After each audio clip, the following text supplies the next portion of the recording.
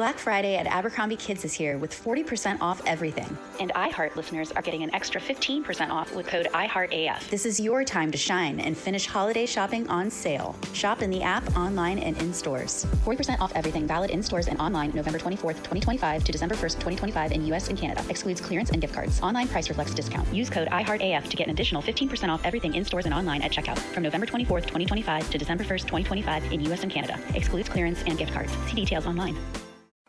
Looking for a gift that's both magical and meaningful?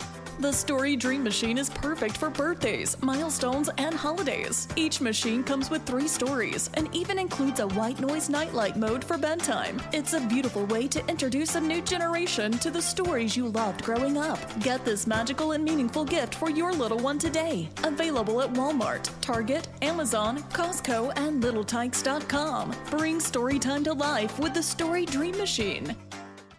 You're listening to DNA ID, brought to you by AbJack Entertainment. Be sure to check out some of the other great true crime podcasts from this network, including The Murder in My Family, Missing Persons, Scene of the Crime, Zodiac Speaking, Beyond Bizarre True Crime, Campus Killings, and Killer Communications. All of these podcasts are available for you to binge on right now, wherever you listen to podcasts. Subscribe where you're listening to this podcast so you don't miss an episode.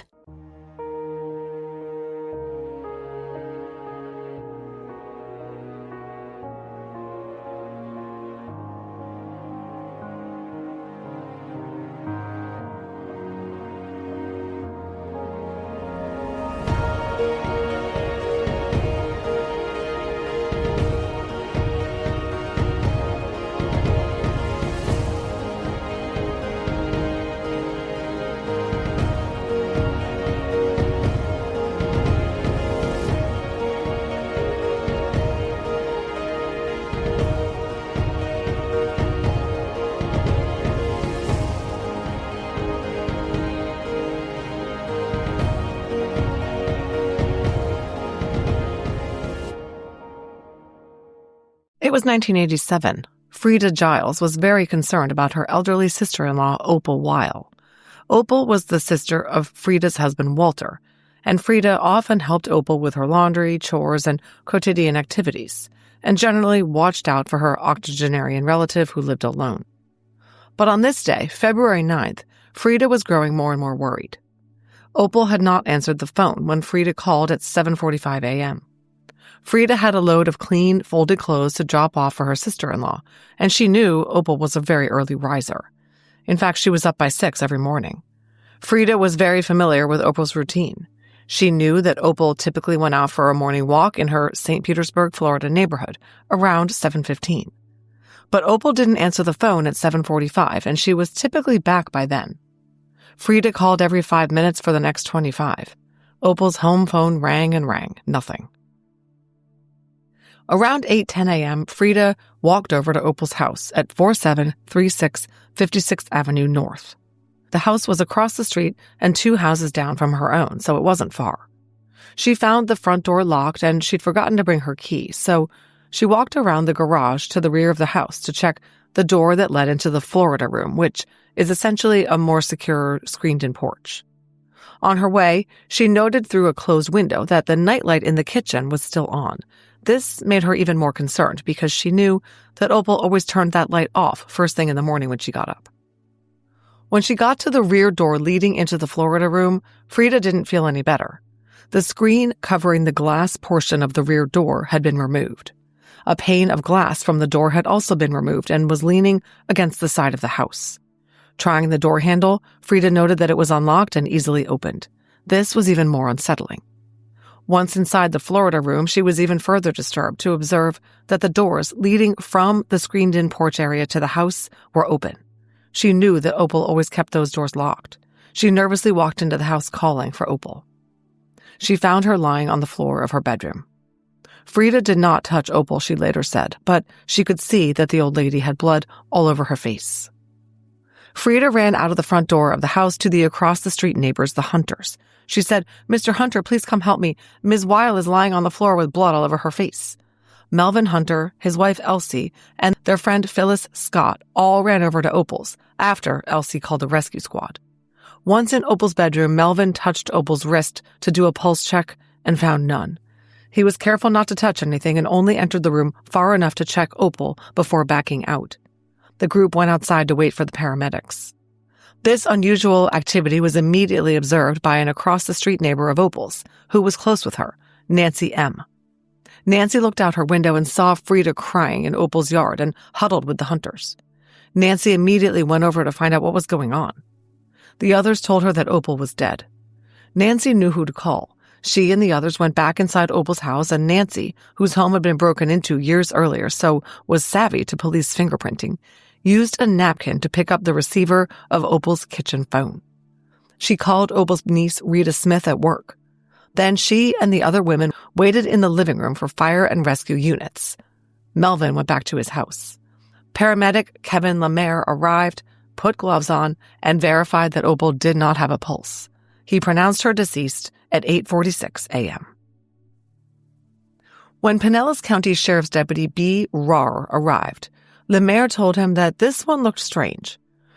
Deputy Rahr took a look at Opal and observed that she was dead from what appeared not to be natural causes. Opal was lying on her back on the bedroom floor. She had dried blood and bruises on her neck and mouth, and her bare left leg was bent up under her at an unnatural angle. Her pink nightgown was pulled up to her hips, and she was nude underneath. After Officer Rahr radioed the Pinellas County Sheriff's Office and requested a homicide detail, he herded Frida, Nancy, and Rita, who had come to her beloved aunt's home immediately after getting the call from Nancy, into the Florida room and sat them on the couch while he asked them some questions. He saw a crumpled paper napkin on the coffee table and asked about it. Nancy said she'd used it on the phone receiver after picking it up from a paper plate on the dining room table. Rita said she'd brought Opal cookies on that very same paper plate the other day. Officer Rahr told the group to stay put and checked the kitchen, where the nightlight was still illuminated. There he found that the middle top drawer on the right-hand side of the sink was wide open. The drawer had large knives inside. He went back and asked the women if they'd opened the drawer for any reason, and they said no. Then Officer Rahr instructed Deputy Matthew to secure the scene and waited for the detective squad to arrive. Detective Bob Rhodes was summoned to the scene of a suspected homicide at 4736 56th Avenue North. He pulled up to the single-story white house, which had a red Chevy sedan parked in the driveway. After meeting briefly with Deputy Matthews, he instructed Deputy Rahr to take Nancy, Frida, and Rita across the street. Then he observed Opal's body and the items of interest in the bedroom. It was clear that poor Opal had put up a struggle. She lay on the green carpeting, one arm up over her head, partially under the bed, festooned with floral sheets and a yellow electric blanket. The electric blanket was on. The bed was pushed away from the wall, and the mattress and box spring were both askew. The top sheet and yellow blanket on the bed were turned halfway down, as if someone had been in the bed. A large butcher knife lay on the foot of the bed. A smaller kitchen knife with a carved wooden handle engraved with Old Hickory was on the floor at the end of the bed, near Opal's right hand. The tip of this knife blade was broken off. A pair of crumpled white underpants was about 2 feet from Opal's head, near a chair adjacent to the bedroom door. A silver plastic belt lay on the floor by the door. Opal's purse was in the bedroom too, but appeared untouched.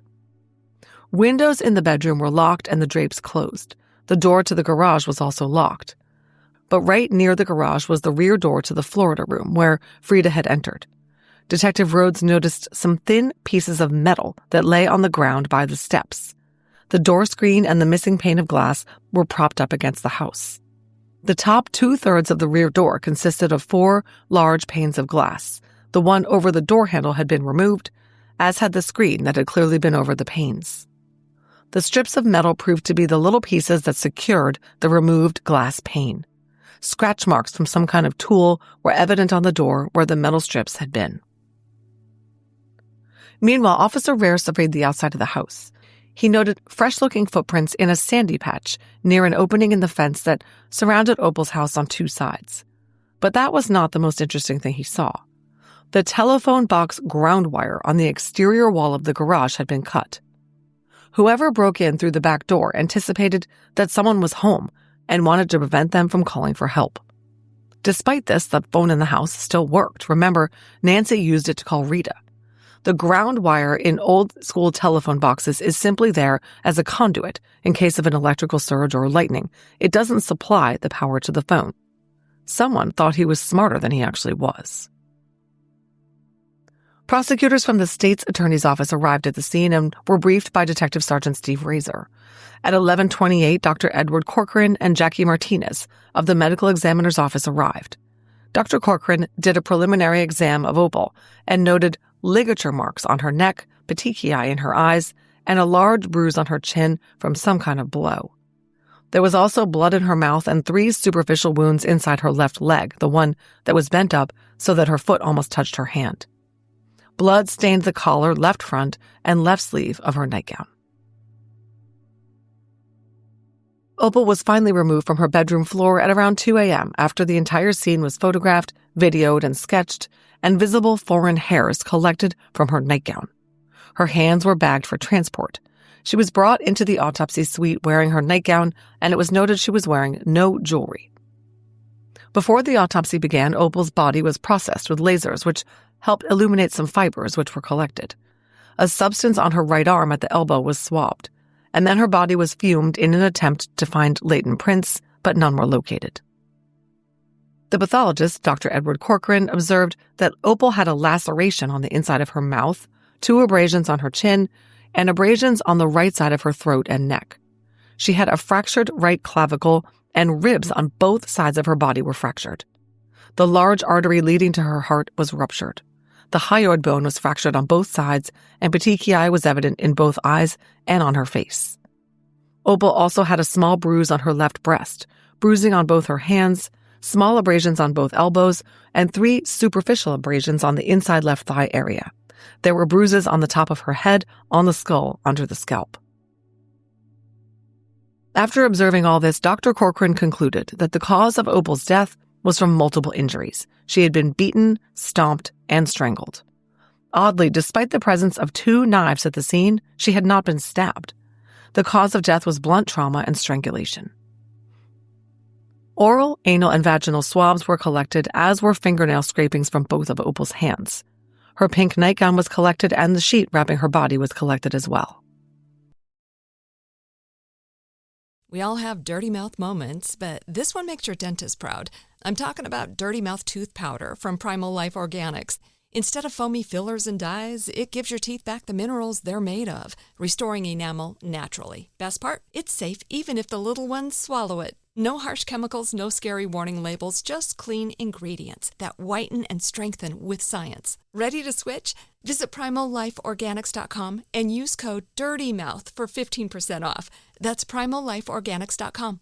This is Jacob Goldstein from What's Your Problem? When you buy business software from lots of vendors, the costs add up and it gets complicated and confusing. Odoo solves this. It's a single company that sells a suite of enterprise apps that handles everything from accounting to inventory to sales. Odoo is all connected on a single platform in a simple and affordable way. You can save money without missing out on the features you need. Check out Odoo at odoo.com. That's odoo.com. Black Friday at Abercrombie Kids is here with 40% off everything. And iHeart listeners are getting an extra 15% off with code IHEARTAF. This is your time to shine and finish holiday shopping on sale. Shop in the app, online, and in stores. 40% off everything valid in stores and online November 24th, 2025 to December 1st, 2025 in U.S. and Canada. Excludes clearance and gift cards. Online price reflects discount. Use code IHEARTAF to get an additional 15% off everything in stores and online at checkout from November 24th, 2025 to December 1st, 2025 in U.S. and Canada. Excludes clearance and gift cards. See details online. So who was Opal? Opal Alzina Giles was born in Georgia on October 8, 1904, to parents John Thomas Giles and Clementine Tiny Giles. According to information in the 1920 census, the Gileses had 8 kids. Only 2 of them outlived Opal. Opal's mom Clementine lived to be 99, and Opal, at 82, was healthy as a horse and was seemingly on track to live just as long until someone killed her. Even so, she outlived 3 husbands. When her 3rd husband died, Opal moved to St. Petersburg to live across the street from her brother Walter and his wife Frida, who, as we heard, was very involved in Opal's daily life. When she was younger, Opal was a buyer for department stores. Later in life, she was described as tall, slender, well-dressed, and always with a smile. Opal's great-niece, Tracy Crawford, the daughter of Opal's niece Rita and her husband Fred, spent a lot of time at Aunt Opal's house as a child. Tracy told Tampa's ABC affiliate, quote, "She was a very kind and gentle woman, 82 years old, and she had beautiful white hair." Rita Smith told News 8, "She was very vivacious, very outgoing, and well-liked." Rita and her husband Fred visited Opal several times a week, along with their daughter Tracy. Her death was, quote, "a very crushing blow for the whole family," Fred Smith told Tampa Bay ABC 28. Those who knew Opal later in life said she was a friendly and loving but no-nonsense woman. She was described as a very private person who was wary of strangers and allowed only family and close friends into her home. She was a creature of habit, taking 2 daily walks, walking the neighborhood first alone first thing in the morning, and then walking with Elsie Hunter and another neighbor, Myrtle Biggs, in the afternoons. Everyone reported that Opal didn't have an enemy in the world. But Frida said that while Opal had told her she was religious about locking her doors, she still didn't feel entirely safe. And now we know why. Opal's brother Walter, Frida's husband, was playing golf when his wife found Opal's body. He came home to find a family tragedy unfolding and decades of questions just beginning. Opal was buried in Westview Cemetery in Atlanta. At her funeral, a scarf tied around her neck hid her injuries. Opal's navy handbag, found sitting on a laundry hamper at the corner of her room, was inventoried. It contained all the things you'd expect an 82-year-old woman to have in her purse: a pocket mirror, lipstick, mints, keys, a change purse, dental floss, and so on.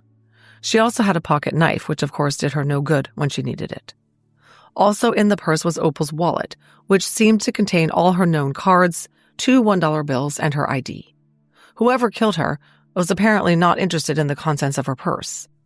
And oddly, a watch and a pair of earrings lay in plain sight on an end table next to the living room sofa. But Opal's family was able to identify some jewelry items that she always wore, and they were not found on her body. Opal had an expensive watch and a gold wedding ring with diamonds that she always wore, and Frida was able to provide a photo of Opal wearing this jewelry. The bruising on her left ring finger and her left wrist, noted at autopsy, led to the investigative theory that the watch and ring had been forcibly removed from those body parts. Although the house wasn't ransacked and valuables sat in plain sight, it did appear that Opal's dresser in her bedroom had been rifled. A small ornate dish was knocked over, drawers slightly open, and a jewelry box lid askew, and the velvet liner pulled out. The sliding closet door also stood open. Crime scene technician Bonnie Webb and other CSIs photographed and videotaped the scene. They then began to process the house, using a fuming process to highlight latent prints and then powder to lift fresh ones. They were sure to fingerprint the Florida room door, the French doors, and the open kitchen drawer. Prints were collected from the French doors, the wall near the oven, and a large blue vase on the dresser in the bedroom.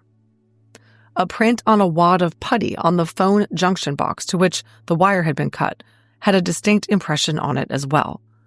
Of course, it was far from certain that any of these prints were related to what happened to Opal. More importantly, at the crime scene, detectives and the CSIs observed that long, dark hairs were present in locations that made it likely they were connected to the crime. 2 long, dark hairs were collected from Opal's nightgown. A large amount of long, dark hair, consistently referred to as a clump, was on the bed near the pillows and headboard, atop the fitted sheet and the yellow blanket. And 2 long, dark brown hairs were collected from beneath the butcher knife on the bed. Opal's hair was short and snow white. CSI Webb collected and labeled all these hairs distinctly dissimilar to Opal's. The butcher knife on the bed was consistent with the other knives in the open kitchen drawer. Detectives surmised that the suspect had grabbed it from the drawer and brought it into the bedroom. The other knife, the one on the floor with the broken tip, didn't match any in the home. Police suspected that the knife's tip had been broken off when it was used to pry the metal strips off the pane of glass that had been removed. Searches with metal detectors inside and outside the house failed to locate the missing knife tip. Leather glove marks were found on the pane of glass that had been removed from the rear door. The suspect wore gloves. Opal's car was parked in the driveway, found locked. The keys were in her purse. The CSIs processed the exterior anyway, just in case. So here's the list of items collected from the crime scene at Opal's home. The plastic belt that was suspected to have been used to strangle her. The 2 knives. The bedding. The purse, which was subjected to fuming techniques for latent print analysis. A hairnet found under the bed.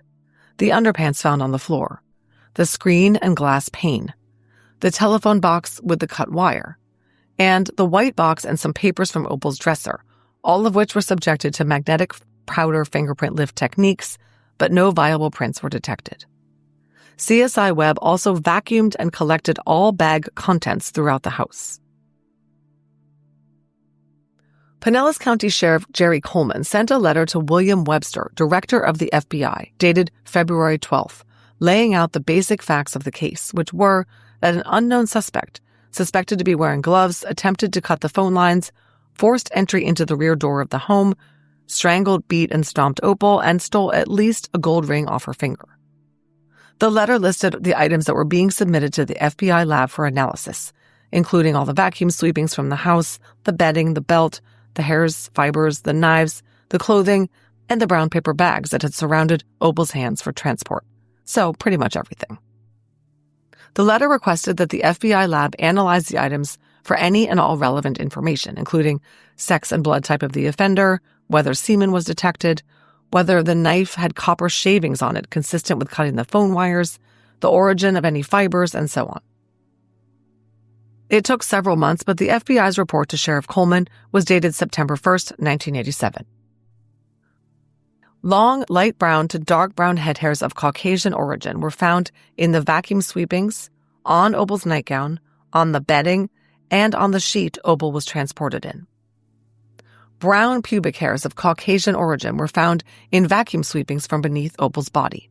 Additional long, light brown to dark brown head hairs of Caucasian origin were found on the yellow electric blanket.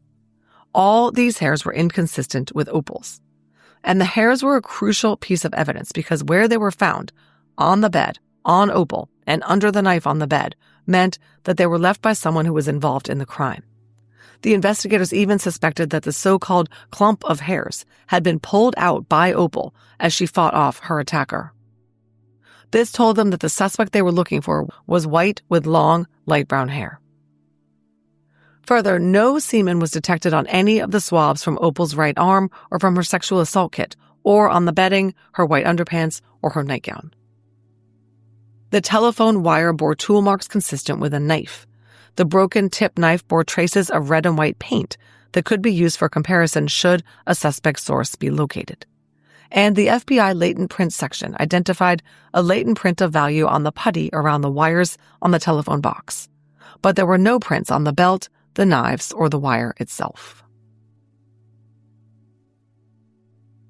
Interviews with the neighbors on the day Opal was discovered revealed nothing unusual.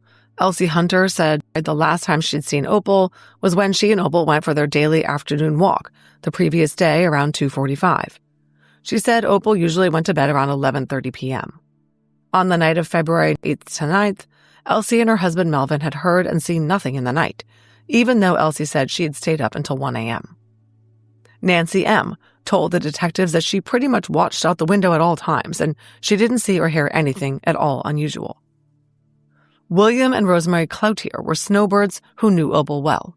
Rosemary said she went to bed around 2 a.m. on the night of the murder, but she didn't see or hear anything. Their dog didn't bark in the night. They knew of no problems Opal had with anyone.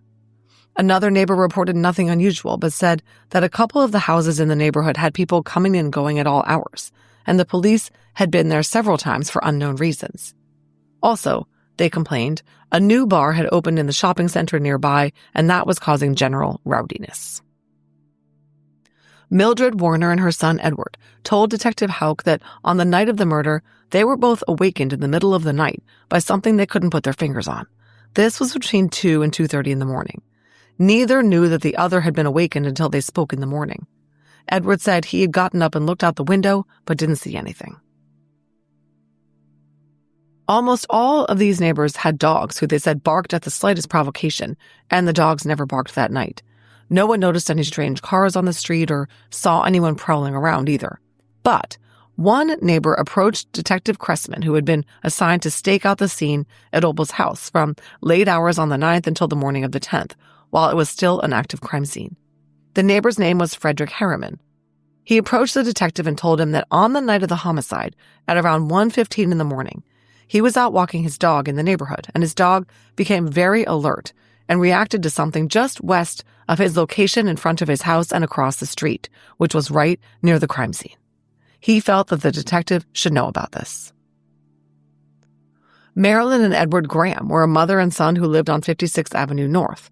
They hadn't seen anything on the night of the murders, but they reported that about a week earlier at 5:30 in the morning, they found a white man standing behind a pickup truck that was parked in their driveway. They had no idea who this person was or why he parked there. When they questioned him, he left. So the neighborhood canvass and witness statements didn't really help investigators narrow down the time frame of the murder. Frida spoke with Opal on the phone at 8 p.m., maybe 8:30 on the night of the murder. Opal was dead 12 hours later when Frida found her at 8:10 a.m., and it appeared likely she had been in bed asleep, bed covers turned down, in her nightgown, electric blanket on, nightlight in the kitchen on, when she was attacked. Had she woken up and discovered a burglary in progress? The investigators spent the days after the murder trying to learn the identity of the long-haired Caucasian intruder who they believed had killed Opal. They followed a number of investigative leads. They checked into the man who had cut Opal's lawn. This was because neighbor Rosemary Cloutier called Detective Desmarais on February 16th and said that Opal had recently fired her lawn guy after discovering him in her kitchen. She caught him using one of her drinking glasses. They had words, and Opal fired him on the spot for entering her residence without permission. Detectives tried to figure out who this man was and were never able to do so. Detective Rhodes reviewed Opal's canceled checks for the past 3 years to figure out who she was paying and who might have done work for her. He checked into a sprinkler company that was installing sprinkler systems in the area around the time of the murder to see if any employees were suspicious. This sprinkler installation company would come back up later. Detectives requested all field interview reports from the month of December 1986 and January 1987 for the area around Opal's murder in case her killer had documented law enforcement contact. And detectives regularly checked all local pawn shops in case Opal's ring and watch turned up. We all have dirty mouth moments, but this one makes your dentist proud. I'm talking about Dirty Mouth Tooth Powder from Primal Life Organics. Instead of foamy fillers and dyes, it gives your teeth back the minerals they're made of, restoring enamel naturally. Best part? It's safe even if the little ones swallow it. No harsh chemicals, no scary warning labels, just clean ingredients that whiten and strengthen with science. Ready to switch? Visit PrimalLifeOrganics.com and use code DIRTYMOUTH for 15% off. That's PrimalLifeOrganics.com. This is Jacob Goldstein from What's Your Problem? When you buy business software from lots of vendors, the costs add up and it gets complicated and confusing. Odoo solves this. It's a single company that sells a suite of enterprise apps that handles everything from accounting to inventory to sales. Odoo is all connected on a single platform in a simple and affordable way. You can save money without missing out on the features you need. Check out Odoo at odoo.com. That's odoo.com. Black Friday at Abercrombie Kids is here with 40% off everything. And iHeart listeners are getting an extra 15% off with code IHEARTAF. This is your time to shine and finish holiday shopping on sale. Shop in the app, online, and in stores. 40% off everything valid in stores and online November 24th, 2025 to December 1st, 2025 in US and Canada. Excludes clearance and gift cards. Online price reflects discount. Use code IHEARTAF to get an additional 15% off everything in stores and online at checkout from November 24th, 2025 to December 1st, 2025 in US and Canada. Excludes clearance and gift cards. See details online. The working theory in Opal's case was that it was a classic burglary gone wrong. Detectives believed that Opal was not sexually assaulted since no evidence of semen was found anywhere. But I feel like there was an underlying sexual component to the crime. Remember that Opal was found with her nightgown hiked up and her underwear on the floor. And dark pubic hairs were vacuumed up from under her body. Something happened. Nonetheless, the Pinellas County investigators believed that they might catch Opal's killer by looking into other area burglaries, of which there were quite a few. One guy they looked at extensively was a suspect named Jay Walton. Physically, he met the suspect description in Opal's case, a white guy with long brown hair. Walton had also been named from fingerprints with regards to several burglaries and sexual battery cases occurring in an area south of Opal's place.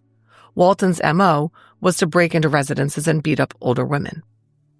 Detective Rhodes submitted Walton's hair sample to the FBI for comparison to the brown hairs in evidence and compared his prints on record to those found at Opal's crime scene. They didn't match. Another name that was looked into was a guy named Lenson W. He had been caught on February 2nd walking through the backyard of a private home at 5300 148th Avenue North near Opal's house. The deputy who stopped him ran a burglary check on Lenson that came back positive. Yet another known burglar was Robert Edwards, a white male who was known to frequent the area of 42nd Street North and 55th Avenue and had 9 outstanding warrants for burglary to residences. By February 26th, 9 potential suspects had been eliminated after latent prints found at the scene were compared to their own and/or they were shown not to have long, light brown hair at the time of the murder. Police also found that there were several other cases in which a burglary suspect had disabled the phone lines, just as someone had attempted to do in Opal's case. 77-year-old Dorothy Major of 4629 56th Avenue North, just across the street, reported that the phone lines to her house had been cut between 11 p.m. on December 12, 1986, and 7:15 in the morning on December 13th. She had reported the incident at the time, but when she heard that Opal's phone lines had been attempted to be cut, she called in case it was connected. It was unknown whether perhaps the same suspect had attempted to burgle Dorothy's house and, after not succeeding, had struck at Opal's home a month later. A Mary Garrick also reported that the phone wires to her house had recently been cut. This house was also a single-story masonry dwelling sitting on the corner of 35th Street and 26th Avenue. There seemed to be a rash of these cases, and very soon another one would emerge that was more than just an attempted burglary.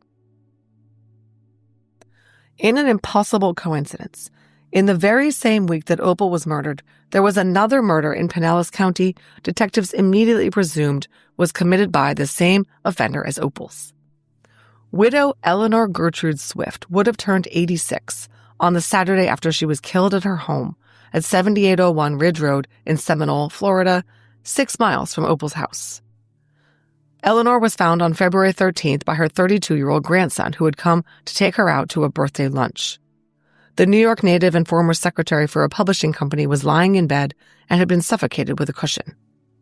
Like Opal, Eleanor was an elderly white woman who lived alone in a 1-story home, and like Opal, she was cautious about locking her doors and allowed only family and close friends inside. Both homes were entered through a back entrance. Eleanor's intruder cut a plastic window abutting an air conditioning unit in her family room. In both cases, some type of pry tool was used and the telephone lines cut. In both cases, the suspect exited out a rear door, in Eleanor's case, the garage. Like Opal, Eleanor was not sexually assaulted, but her wedding and engagement rings were removed from her fingers. At least one straight brown Caucasian head hair was located at the scene. I'm not certain how many hairs were found because details about Eleanor's case are redacted in the case file I received in Opal's case. Pinellas County Detective Rhodes coordinated with Eleanor's lead detective, Detective J. Holliday, because, quote, similarities in these 2 homicides are identical, end quote. Pinellas Sheriff's officials even confirmed to the press that they considered the 2 cases to be connected. They issued a warning to elderly women living alone to take extra precautions. I don't think I would sleep a wink after hearing that. The only known link between Eleanor's and Opal's cases was that both women had entries in their checkbook registers for payments to the same furniture store, Bradley's Chairs and Sofas. Opal's was for something she bought on August 16, 1986, and which was delivered to her home within a few days. Her receipt listed her salesman as Sandy. I don't know when Eleanor's purchase and delivery was because my file's redacted. But it seems the 1987 investigators investigated this lead sort of off the books. The file contains virtually no information on how this lead was determined to be a coincidence, and cold case investigators would revisit this possible connection decades later. 9 days after Eleanor's slaying, there was another case. Maria Opal Weil was a 78-year-old victim of a burglary and aggravated assault in her home. This case was worked by the Pinellas Park PD, but the similarities to Opal and Eleanor's cases were notable, and Maria's case was also presumed to be related. Maria lived alone in a single-story home at 8010 42nd Street North in Pinellas Park. She was dazed by the attack and did not have much recall. She remembered that she was asleep in the very early morning hours of February 22nd, around 6 a.m., when she was beset in her bed by an unknown assailant. She was dragged into another room and beaten and choked. After it was over, she was almost in a trance, going about her day, doing laundry and reading the newspaper before having the realization 6 hours later that something was wrong. She went to a neighbor's home who noted her bloody face and called police. Maria proved to have red marks on her throat consistent with strangulation and bruising and scrapes on her body. Police believed her attacker thought she was dead when he left her home. Unfortunately, she was so dazed she couldn't recall what her attacker looked like at all. Her crime scene was remarkably similar to Opal's in that the intruder had to use a tool he found in the home, a trowel he found in the carport, and he used it to pry open a rear door. Police found the trowel, but there were no fingerprints on it. He also rifled through Maria's purse and jewelry box and apparently stole a distinct pendant, a ring engraved with Sister Maria on it, and a medallion, in addition to the wedding ring he took off Maria's finger.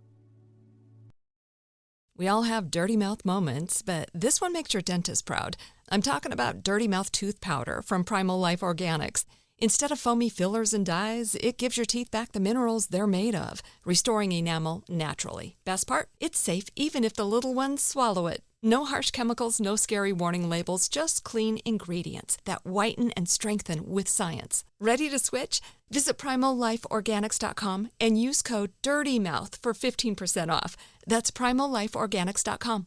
This is Jacob Goldstein from What's Your Problem? When you buy business software from lots of vendors, the costs add up and it gets complicated and confusing. Odoo solves this. It's a single company that sells a suite of enterprise apps that handles everything from accounting to inventory to sales. Odoo is all connected on a single platform in a simple and affordable way. You can save money without missing out on the features you need. Check out Odoo at odoo.com. That's odoo.com. Black Friday at Abercrombie Kids is here with 40% off everything. And iHeart listeners are getting an extra 15% off with code IHEARTAF. This is your time to shine and finish holiday shopping on sale. Shop in the app, online, and in stores. 40% off everything valid in stores and online November 24th, 2025 to December 1st, 2025 in U.S. and Canada. Excludes clearance and gift cards. Online price reflects discount. Use code IHEARTAF to get an additional 15% off everything in stores and online at checkout from November 24th, 2025 to December 1st, 2025 in U.S. and Canada. Excludes clearance and gift cards. See details online. In another case of interest, on the night of February 13th to 14th, 1987, 81-year-old Clara Dinsmore was killed in her home on East Sitka Street in Tampa, Hillsborough County. She was found in the living room and had been beaten. Her home was ransacked and no forced entry was found, unlike in the other cases. This time, police had a suspect. On March 27th, suspect Larry Scott was arrested and confessed to Clara's murder. A hair sample was collected from Scott, and that and his prints were compared to the evidence in the Opal Weil and Eleanor Swift murders and the attack on Maria Els. It didn't match, and Scott was cleared. Detective Rhodes met with the Florida Department of Law Enforcement, or FDLE, about Eleanor and Opal's cases, the two likely connected cases in his jurisdiction, and ensured that they were both entered into VICAP. He sent each state police agency around the nation a letter summarizing the similarities between the two cases and putting them on alert in case they had any similar cases in their own jurisdictions.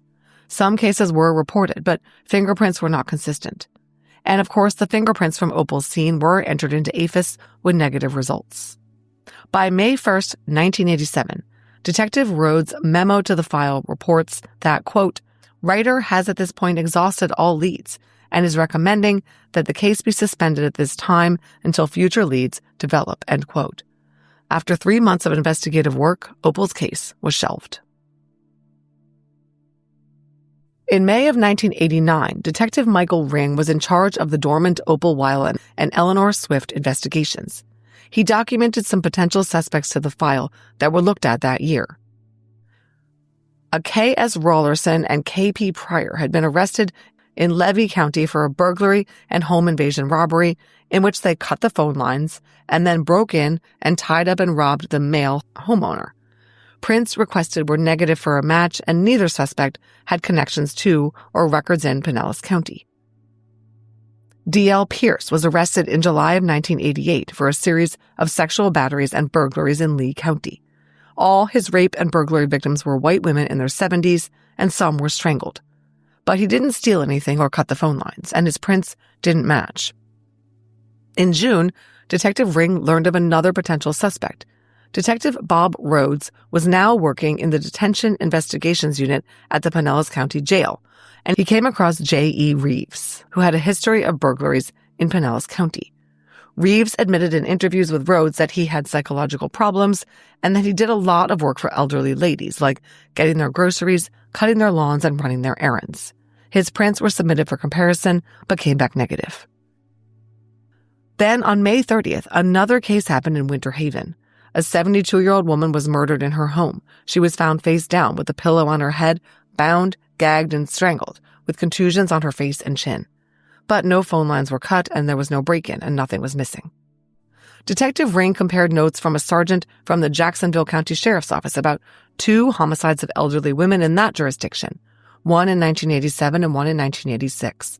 These were Edwina Dement on October 24, 1986, and Cornelia Loretta Norris on September 7, 1987.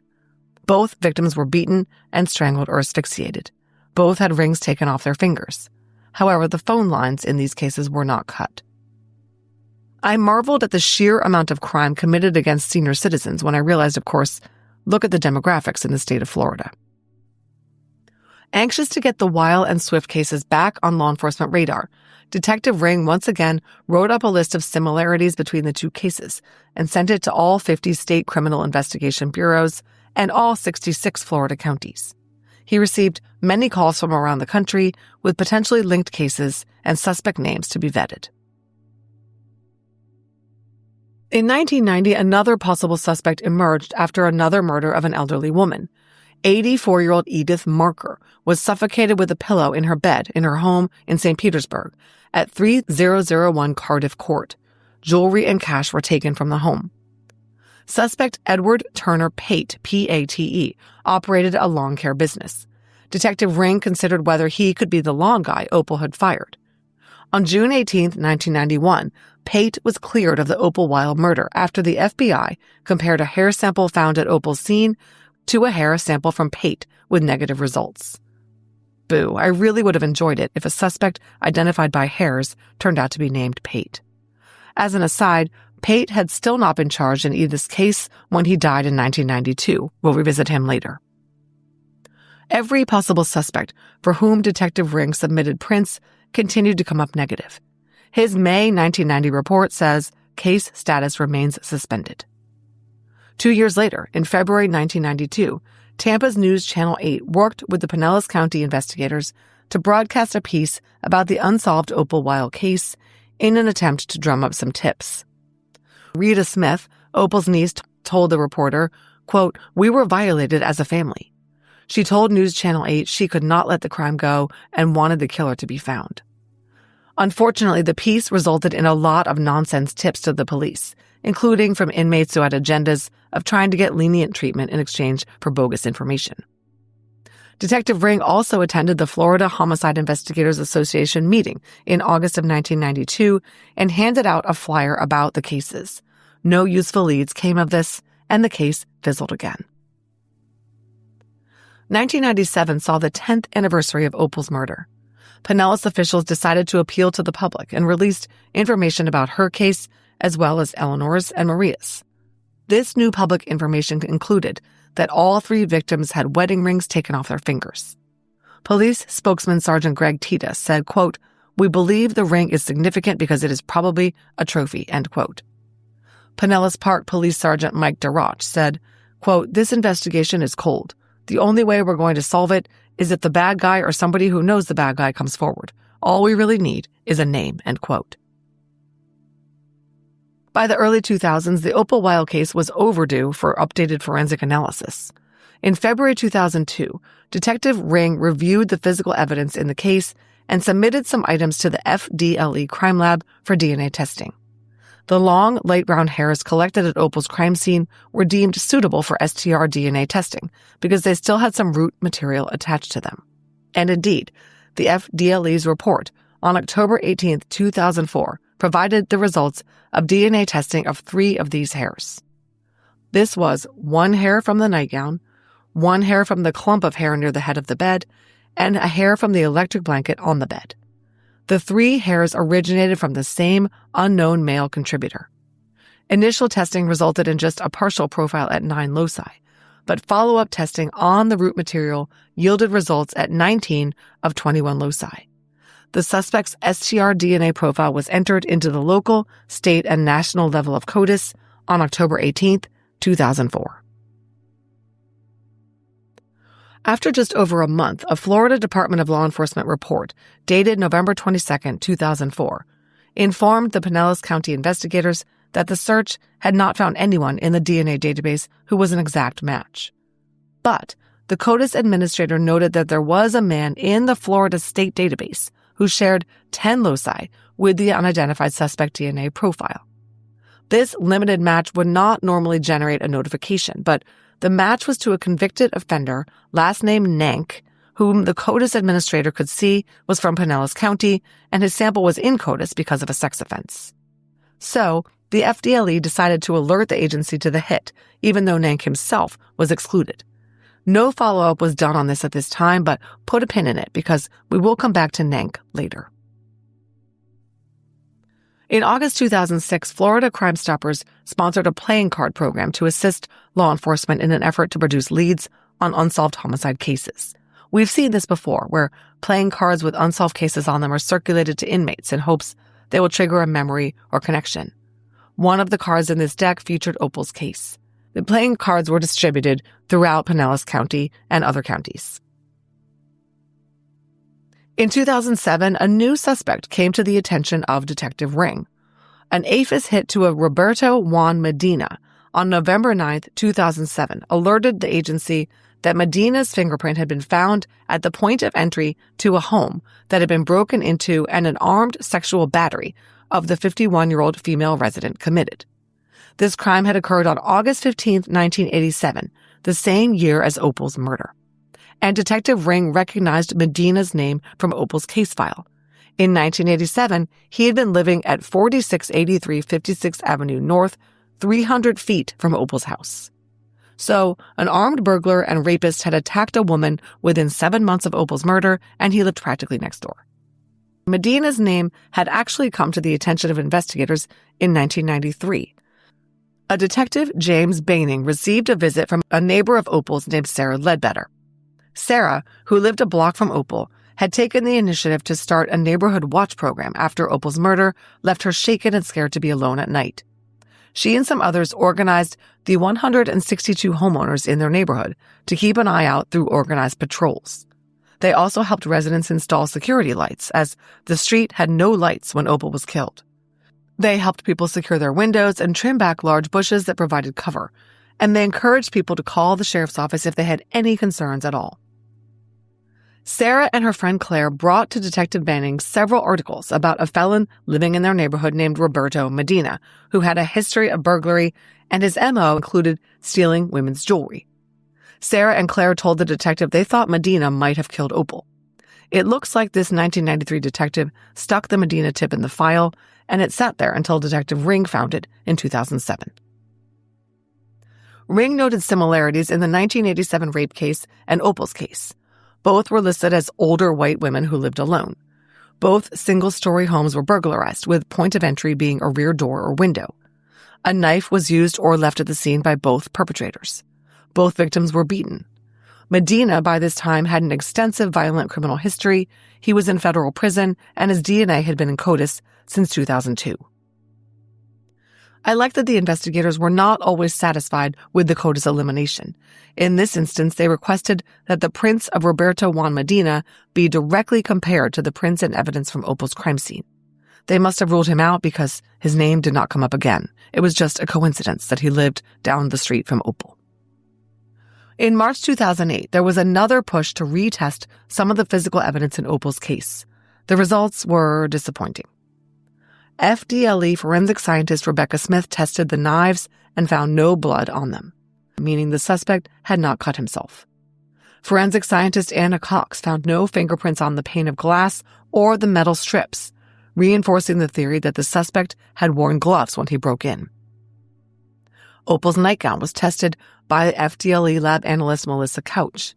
Analysis of the pink nightgown failed to give chemical indications for the presence of semen. And finally, the belt buckle and the punched end were swabbed and tested for touch DNA.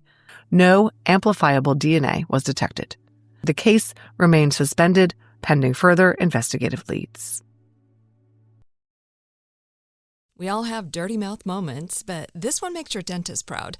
I'm talking about Dirty Mouth Tooth Powder from Primal Life Organics. Instead of foamy fillers and dyes, it gives your teeth back the minerals they're made of, restoring enamel naturally. Best part? It's safe even if the little ones swallow it. No harsh chemicals, no scary warning labels, just clean ingredients that whiten and strengthen with science. Ready to switch? Visit PrimalLifeOrganics.com and use code DIRTYMOUTH for 15% off.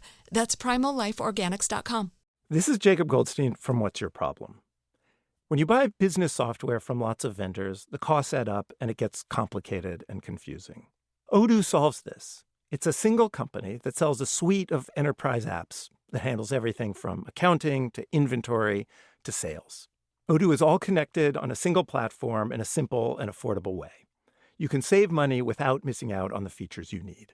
Check out Odoo at odoo.com. That's odoo.com. Black Friday at Abercrombie Kids is here with 40% off everything. And iHeart listeners are getting an extra 15% off with code IHEARTAF. This is your time to shine and finish holiday shopping on sale. Shop in the app, online, and in stores. 40% off everything valid in stores and online November 24th, 2025 to December 1st, 2025 in US and Canada. Excludes clearance and gift cards. Online price reflects discount. Use code IHEARTAF to get an additional 15% off everything in stores and online at checkout from November 24th, 2025 to December 1st, 2025 in US and Canada. Excludes clearance and gift cards. See details online.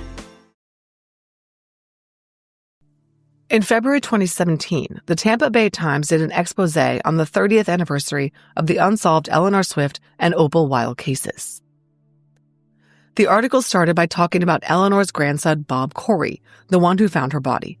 The article begins, quote, "Bob Corey can't tear himself away from true crime television." Well, we all feel that way, but of course, Bob had a personal reason to learn about how crimes are solved. He told the reporter, quote, "Some of these seem like there's no answer at the end. Then some little piece comes up and boom. People don't always get answers, but it's sure nice when they do." Yes, it is, Bob. That's why I started this podcast. Anyway, also in 2017, the homicide of Opal Weil was assigned to Detective Christopher Lyons. He obtained and reviewed all the reports. He digitized the files and made lists of suspects who were or were not in CODIS. And he requested rechecks of APHIS with regard to prints found at the scene. In September 2017, Detective Lyons learned from latent print examiner Dwayne Bunker that a partial print of low quality lifted from Opal's home had hit to a man named K.S. Clemens. Detective Lyons did not know who Clemens was, but it turned out he was the ex-husband of Opal's great-niece Tracy Crawford. The family told the detective that Clemens had been in Opal's home on several occasions for family gatherings and holidays.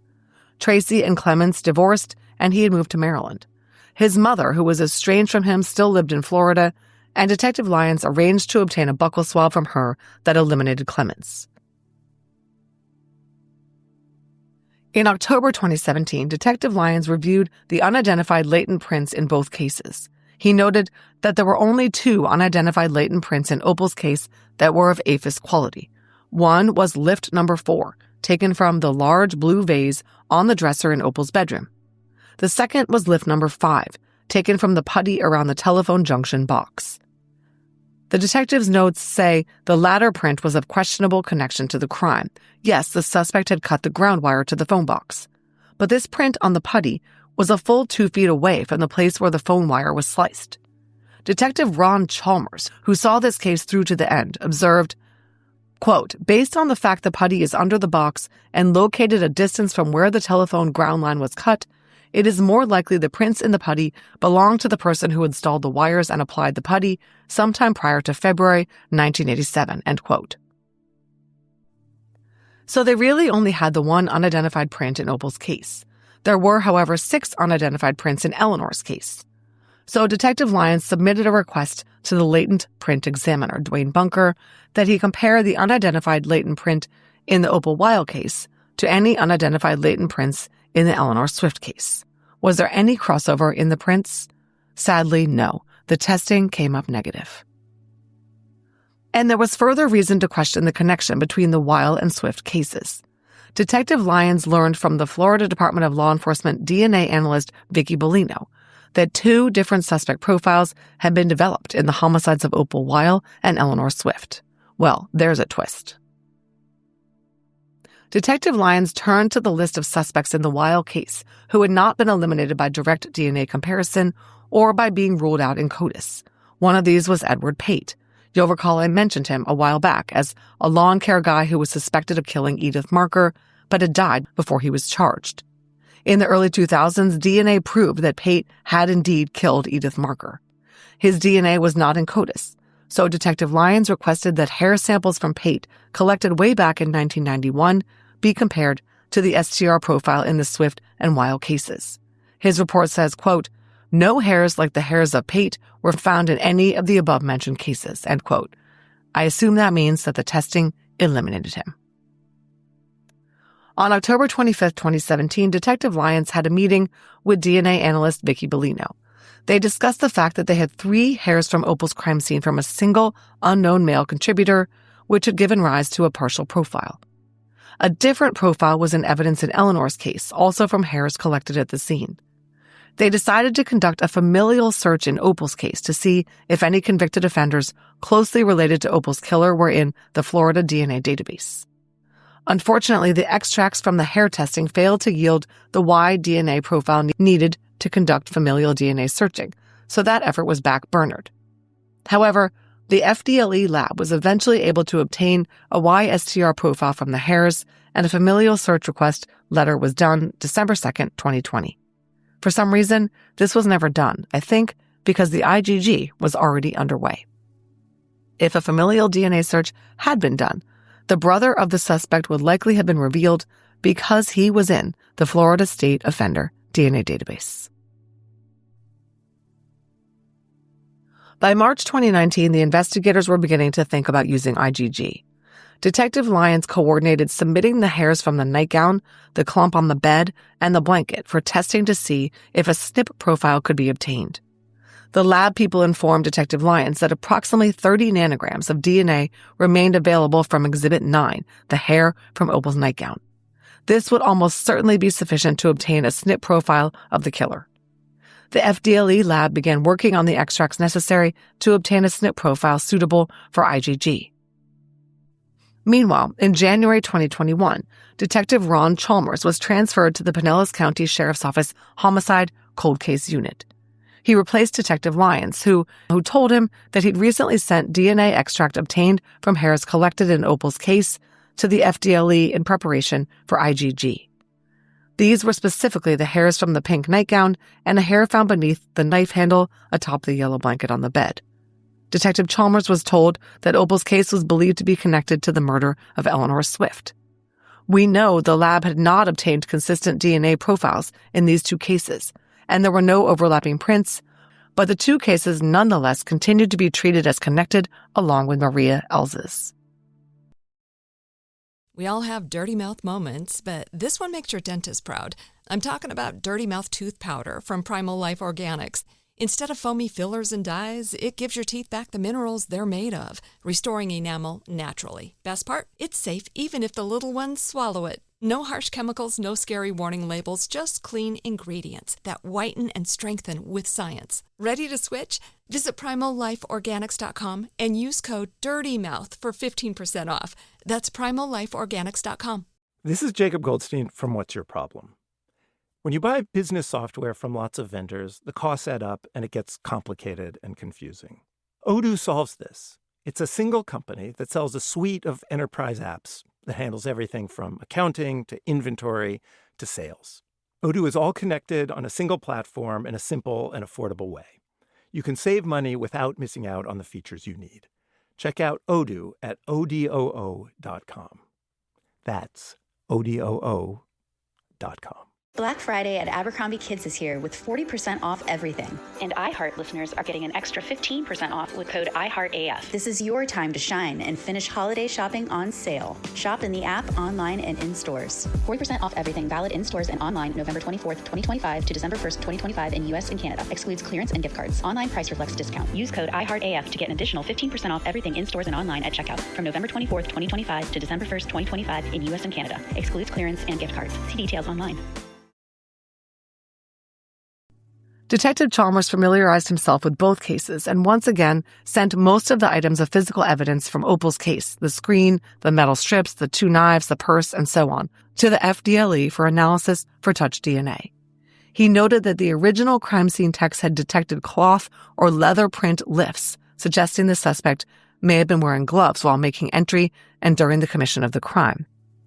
But touch DNA was worth a shot, especially on the knife that he suspected the killer brought with him to the scene and used to cut the phone wire and break into the rear door. Well, all this testing came up negative for touch DNA. All they had was the hairs and one possibly related fingerprint on the blue vase. While awaiting the IgG results, Detective Chalmers conducted an old-school investigation into Opal's murder. He revisited POIs in the case file who had never been eliminated and followed up on theories that had never been fully played out. One of these leads was the furniture store, which was the only known parallel between Eleanor and Opal. They had both purchased a piece of furniture from Bradley's chairs and sofas.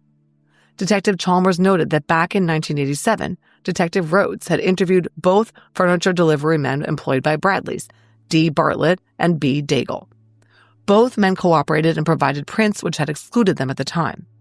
But both men back then had referenced a third man who delivered furniture by the name of K. Elbert. Believe it or not, Detective Chalmers was determined to obtain DNA samples from all 3 of these men, none of whose DNA was in CODIS. Bartlett had died and no blood card was available for him, but Detective Chalmers contacted his son, who lived in Florida, and obtained a voluntary sample. He also tracked down Daigle and obtained a sample from him. Finally, he tracked down Elbert and requested a swab. Elbert expressed some concern about the fact that he had been in hundreds of homes over the years and was concerned about his DNA being collected.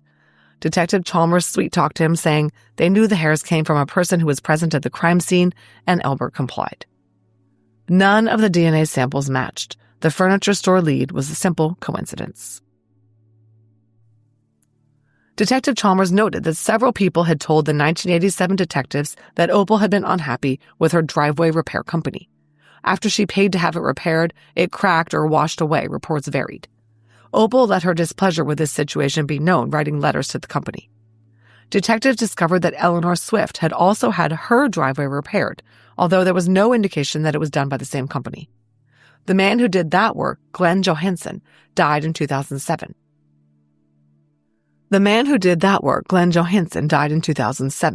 Detective Chalmers requested a comparison of his DNA from his blood card to that of the DNA in the Swift and Weil cases, and there was no match. Next, Detective Chalmers revisited the lead about the potential relative of the suspect named Nank. Remember, he was the man in the Florida State DNA database who shared 10 loci with the unidentified Weil suspect DNA profile. Nank was a convicted sex offender who was excluded by virtue of no CODIS match, but whose DNA indicated he shared some DNA with the suspect. This lead had gone nowhere in 2004. Detective Chalmers contacted Melissa Sudduth at the crime lab, who suggested that he contact Nank's only living brother. Detective Chalmers did so and explained why he was calling. This Nank was a retired police officer from Ohio and was familiar with DNA. He agreed to give a sample, and it excluded him. Detective Chalmers moved on to the sprinkler company lead. There was a report in the file that indicated that an employee of the sprinkler company, John Hines Jr., was a suspect in the murder of his brother Carl Hines, who was killed right after John Jr. bought a $100,000 life insurance policy on Carl with himself as the beneficiary. And he also failed a polygraph when questioned. Hines Jr. was not convicted and had died in 2004 after a career in the pawn industry. On April 6, 2022, Detective Chalmers met with John Hines Jr.'s son at the Marion Correctional Institution. This son was incarcerated for another unrelated murder. Detective Chalmers obtained a voluntary buccal swab from this guy, and it ruled out his father. So as you can hear, Detective Chalmers continued methodically and scientifically to cross theories, leads, and suspects off his list. Unfortunately, he was no closer to actually solving the case. Luckily, there was IGG. On November 4, 2021, Detective Chalmers received an email from FDLE crime analyst supervisor Melissa Sudduth.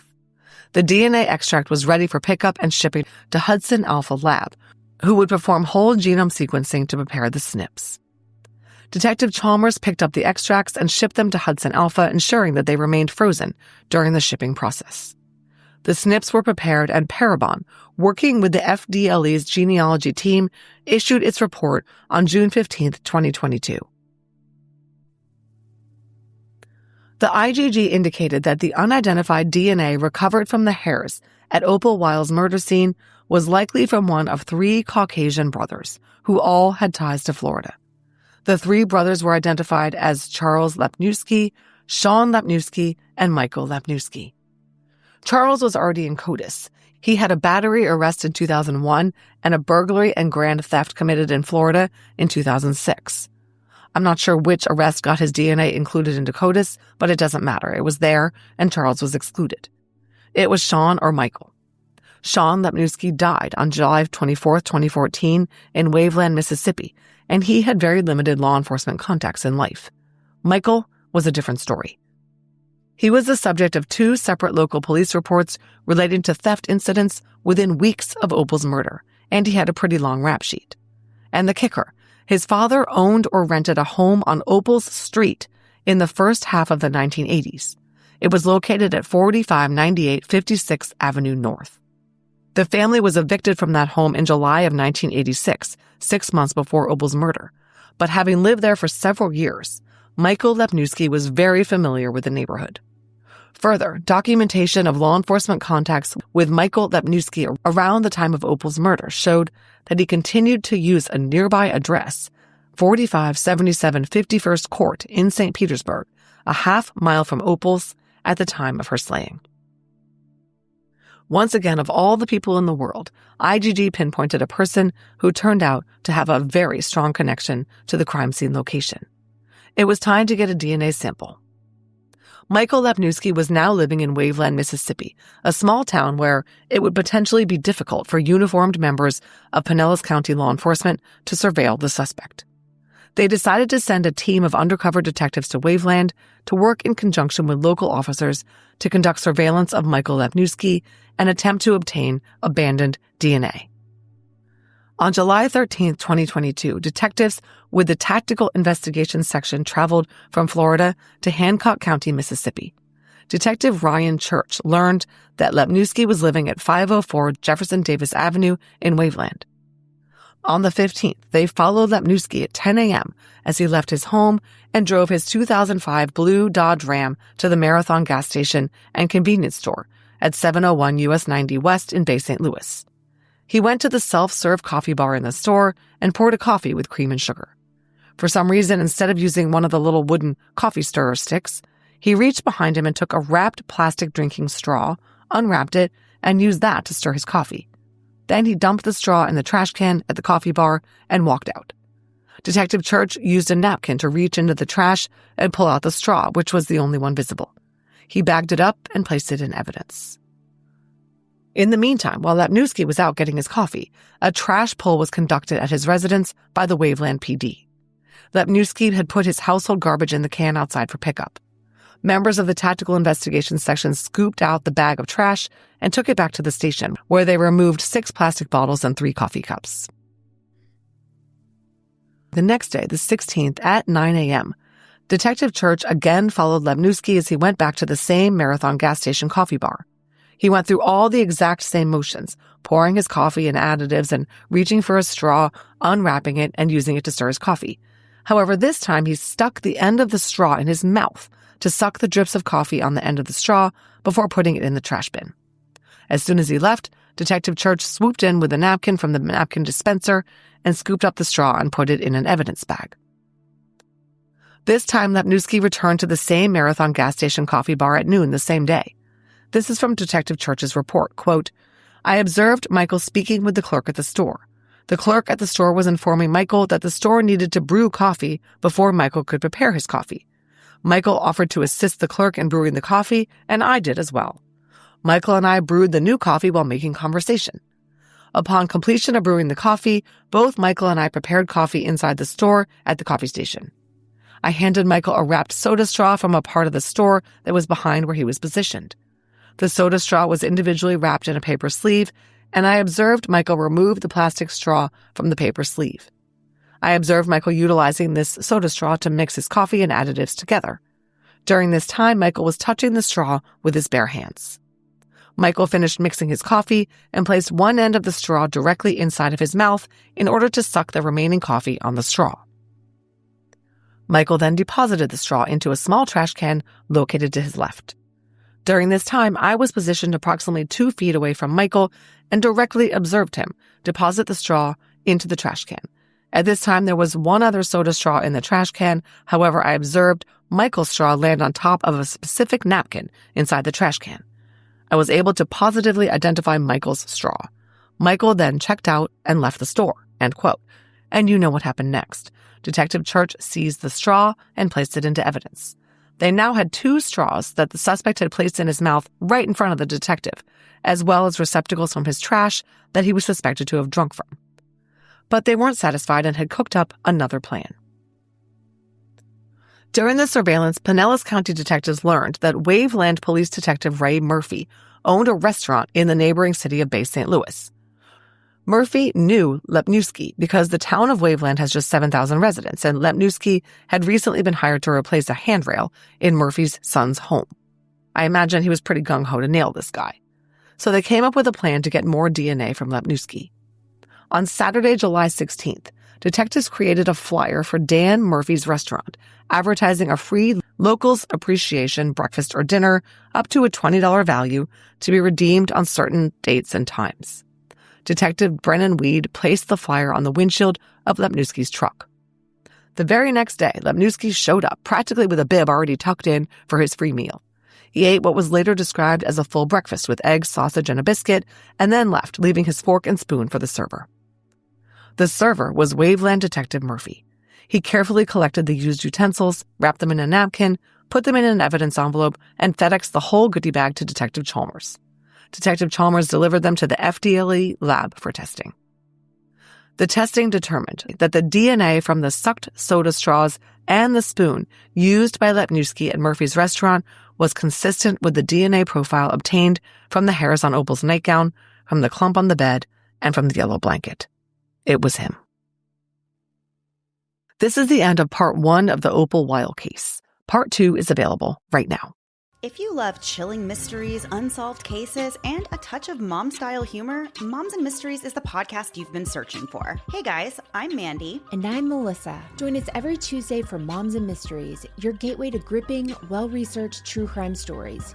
Each week, we deep dive into a variety of mind-boggling cases as we shed light on everything from heists to whodunits. We're your go-to podcast for mysteries with a motherly touch. Subscribe now to Moms and Mysteries wherever you get your podcasts.